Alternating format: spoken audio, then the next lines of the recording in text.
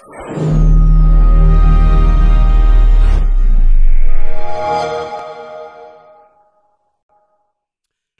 and welcome to Xbox Corner on PC Invasion. Now I know what some of you may be thinking. Why are you talking about Xbox on a PC website? Well, aside from the brilliant Xbox Game Pass for PC, Microsoft is committed to bringing every first-party Xbox game to PC on day one. This means you'll be able to enjoy games such as Halo Infinite and Hellblade 2 the same time as Xbox owners. Well, yesterday Microsoft held their Xbox Games Showcase.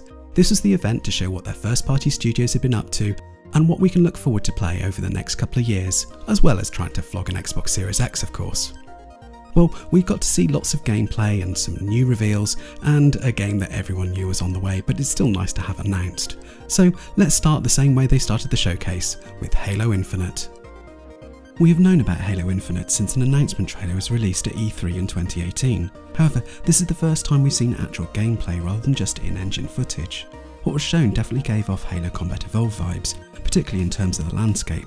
While the developers have clearly gone back to the beginning of the franchise for inspiration, they've also changed a lot to take it forward. As rumoured, the game will be open world. It's also being described as a platform, with the aim of it being around for the next 10 years. The open world scope may help to achieve this goal, but one thing that may hold it back are the visuals. This is a game that was clearly developed for Xbox One. While a patch to add ray tracing has been promised post-launch, it still doesn't look particularly next-gen. He's hoping that the PC version is optimised to reduce pop-up and give surfaces more texture.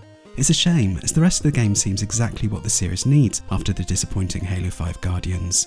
The gameplay looks just like what we've come to expect, and the open world should provide enough of a shake-up to keep things fresh. Next up was a teaser trailer for State of Decay 3. No gameplay was shown, but the snow-laden setting and infected animals certainly add something new to the franchise. How this will all play out in the final game remains to be seen, and it seems like we'll be waiting a while to find out, as the trailer had no mention of Xbox One, and Phil Spencer has gone on record saying that for the first couple of years of the next generation, all first-party titles will still be made for Xbox One as well. Another game without mention of Xbox One, and therefore still a long way away, is Forza Motorsport. This is a game which many, including myself, thought would be a launch title for the Series X.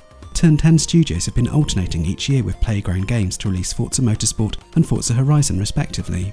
With Turn 10 missing their turn last year, it was assumed that they were holding off to launch alongside the next generation.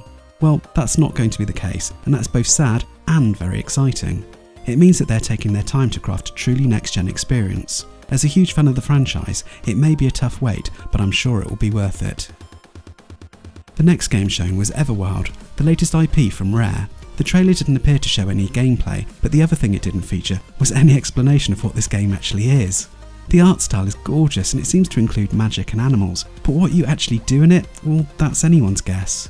Again, this had no mention of Xbox One, so we're going to have to wait a while to find out the answers to these questions.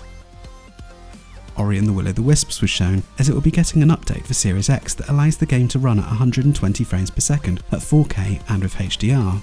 They also talked about adding premium audio tech. As the game already includes support for Dolby Atmos, we're kind of puzzled as to what this could actually mean, but we're excited to find out. Another update that was teased was the first DLC for Obsidian's The Outer Worlds. Entitled Peril on Gorgon, this new expansion looks to bring more of what has made the game such a success, with new weapons and the same great humour. And speaking of Obsidian, they revealed what their next big RPG will be. Avowed looks to be the first-person fantasy adventure that Elder Scrolls fans will be craving while they wait for Bethesda to finish Starfield and begin work on Elder Scrolls 6. The trailer didn't really show much other than the tone of the game, and that you'll be able to wield melee weapons as well as using magic. With Obsidian's track record though, this is certainly one game you'll want to keep an eye on. After this, we got an array of trailers which were touted as console launch exclusives. We do expect nearly all of these to come to PC on day one though. There was As Dusk Falls, the interactive drama from new developer Interior Night, a cinematic trailer for Stalker 2 that didn't show much except for some locations and weird goings on. Warhammer 40,000 Darktide was announced and comes from Fat Shark, the team behind the criminally underrated Vermintide games. We were also shown a first look at The Gunk. What is particularly exciting about this is it's the first 3D game from Imogen Form Games, the geniuses behind the SteamWorld games. And we also got a look at the single player campaign for Crossfire X. It appears that the update for the free-to-play shooter will be a premium add-on, but with the great visuals and Remedy entertainment behind the story, this could be something special. To close out the presentation, Microsoft finally unveiled the worst kept secret in gaming.